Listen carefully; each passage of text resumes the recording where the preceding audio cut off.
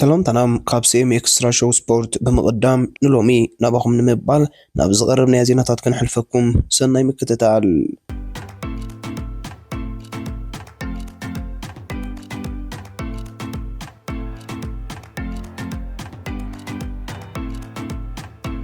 تور دي فرانس سوني 14 حملة 155.3 كيلومتر بزشفنت مبل 10 مدرقو السلاسيلوم 14 حملة ኣብ فرنسا هاجراو بعل باستيل بمخانو أبز على تابز كايد مدرق فرنساوين كعوتو لام زمرتوان زبهقوان مدركام كمتي تاري بوكاتشا دحرتاش أي مدرق زقرتهم أو 10 مدرق متقعتات فرنساوين تقررمتي كناوتو مخانوم تحوز جيرمو كم زاتو يقليتهم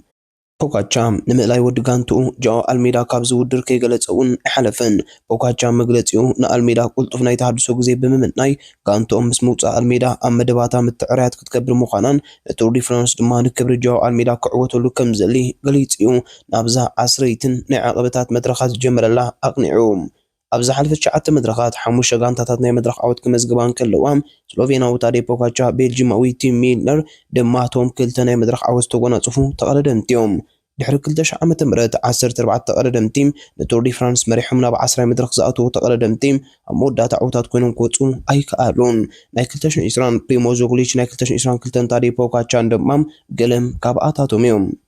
فرنساوያን ኣብ ሃገራዊ በዓላቶም ባስቲለ ደይ ካብ ዘይዕወቱ ዓመታት ኣውፅሮም ኣለዎም ንመወዳእታ ግዜም ኣብ ባስቲለ ደይ ናይ መድረኽ ዓወት ጎናፀፍ ዝኽኣለም ዋረን ባርየል ኣብ 2017 እዮም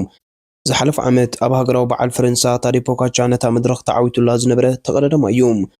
أبالي إف إديكيشن هولنداوي ماتيو فاندربرغن أبالي إنترمارش جيرج زمرمان كابزودر زنسحبو تقدم تكون كله دمر كابزودر سأل تقدم تدمم ناب 10 حد بريكم 10 بمودقتيم حد ما بحمام كابزودر تسنابيتهم ኣብ ታሪክ ዙር ፈረንሳ መንገዲ ተቐዳድም ታናይ መድረኽ ዓወት ካብ ዘይተመዝግብ ነዊሕ ጌራ ዘላ ሜክሲኮ እያ ሜክሲኮ ንመወዳእታ ግዜ ኣብ ዝውድር ናይ መድረኽ ዓወት ተመዝግብ ዝኽኣለት ኣብ 1990 እያ ኣብዚ ናይ ሎም ዓመት ቱር ዲ ፍራንስ እቲ ኣብ ቁመቱ ዝሓፀረ ተቐዳዳማይ ሜትሮ 64 ዝዕቀን ኮሎምቢያዊ ኣባል ሙቪስታር ኢንረ ሮቤዮ ክኸውን ከሎ እቲ ዝነውሕ ድማ ጀርመናዊ ኣባል ኢንተር ማርሽ ጆናስ ራች እዩ ቁመት ጆናስ ራች ሜትሮን 97 እዩ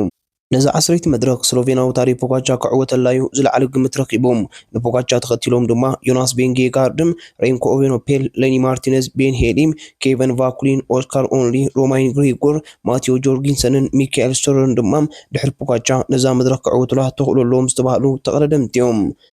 ጾታ ምስ ፈለመዩ ኣብ ዓባይ ጉጅለ ስካቶታት ተቐዳደምቲ ክውሕዝ ጀሚሩ ድሕሪ 11 ኪሎሜትር ብ19 ተቐዳደምቲ ዝቆመት ጉጅለም ኣብ ቅድሚት ቆይማ እዛ ጉጅለ ንከም ኣየርላንዳዊ ቤን ሄሊም ኣሜሪካዊ ኔልሰን ፓውሎስ ኣውስትራልያዊ ቤኒ ኦክኖር ፈረንሳዊ ሌኒ ማርቲነዝ ኣሜሪካዊ ኪን ሲሞንስ ቤልጂማዊ ቪክቶር ካምፔን አርቲስት ፈረንሳዊን ብሩኖ አርሚላር አውሬሊን ፓረት ፔንተር ካናዳዊ ሚካኤል ውዱስ ካዛኪስታናዊ አሌክሴይ ሲሴንኮን ዝኣመሰሉ ሱመያት ተቐዳደምቲ ዝሓቆፈት እያ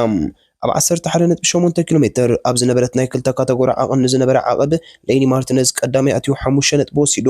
ብሩኖ አርሚላል ካልኣይ 3 ነጥቢ ሚካኤል ውዱስ ሳልሳይ 2 ነጥቢ ኔልሰን ፓውሎስ ድማ ራብዓይ ኣትዩ 1 ነጥቢ ወሲዱ ኣብ 15 ኪሎሜትር ጁሊያን አላፍሊፕ ሳይሞን ያተስን ሉክ ፕላክ ሚካኤል ስቶረር አንድሪያ ጆንሰንን ማውሮ ሽሚድን ዝርከቦም 10 ተቐዳደምቲ ናብ ቀዳሚት ጉጅለ ብምጽምባሮም ቁጽሪ ኣባላት ቀዳሚት ጉጅለ ናብ 29 ተቐዳደምቲ በሪኩም ኣብ 17 ኪሎሜትር ኖርዌጃዊ ኣባል ኡኒኤክስ ፕሮ ሶረን ዋርስ ጆልድ ውድድሩ ኣቋሪጹም ዓባይ ጉጅለም ኣብ ድሕሪት ብጀርመናዊ ኣባል ኢማራትስ ንስፖሊትና ተቐለሰት ጉዕዞ ትቕጽላላ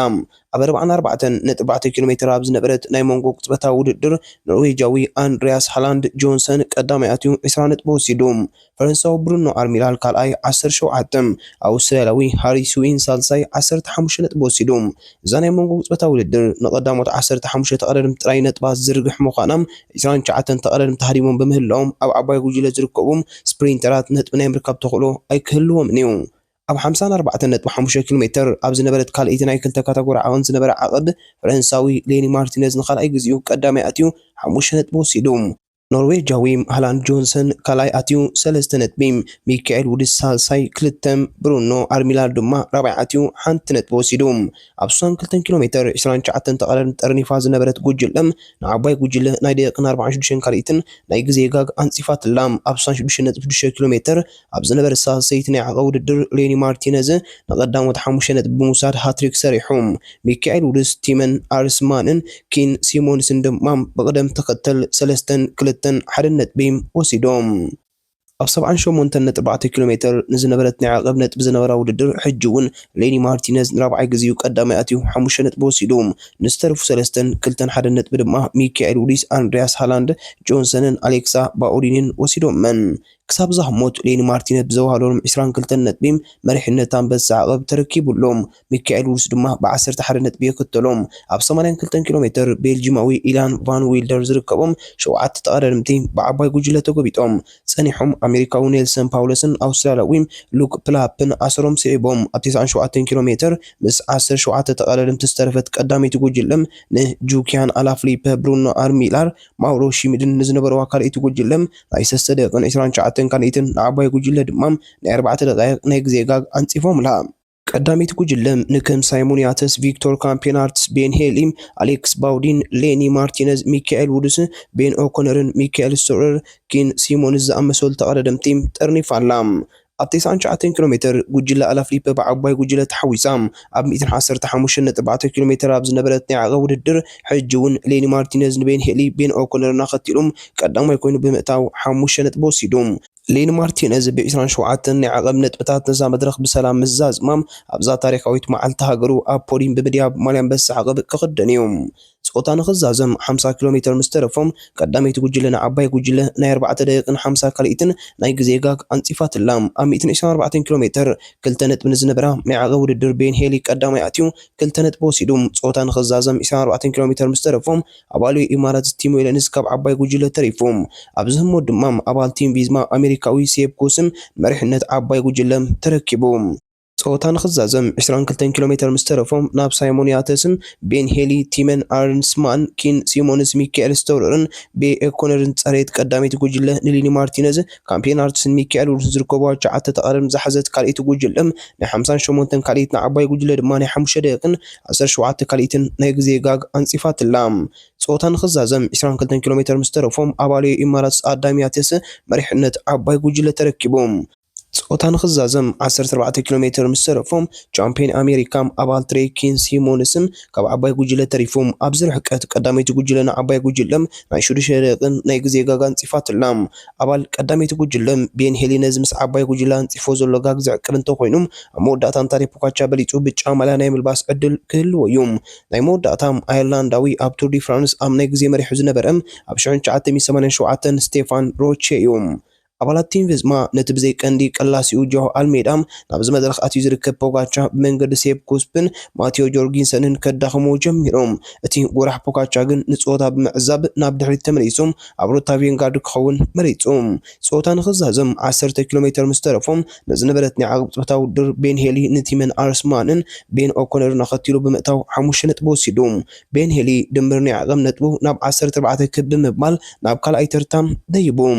ጾታ ንኽዛዘም 4.6 ኪሎ ሜትር ምስ ተረፎም ኣባል ቲም ቪዝማ ሳይሞን ያተስ ካብ ቀዳመይቲ ጉጅለ ስካቶ ገይሮም ንቕድሚት ገስኪሱም ጾታ ንኽዛዘም 1 ኪሎ ሜትር ምስ ተረፎም መራሒ ሳይሞን ያተስ ንቲመን ኣርስማንን ናይ 6 ካልኢትን ንቤን ሄሊ ናይ 19 ካልኢትን ንቤን ኦኮነር ናይ 23 ካልኢትን ንሚካኤል ስቶረር ናይ 27 ካልኢትን ንዓባይ ጉጅለ ድማ ናይ 5 ደቂቕን 16 ካልኢትን ናይ ግዜ ጋግ ኣንፂፍሎም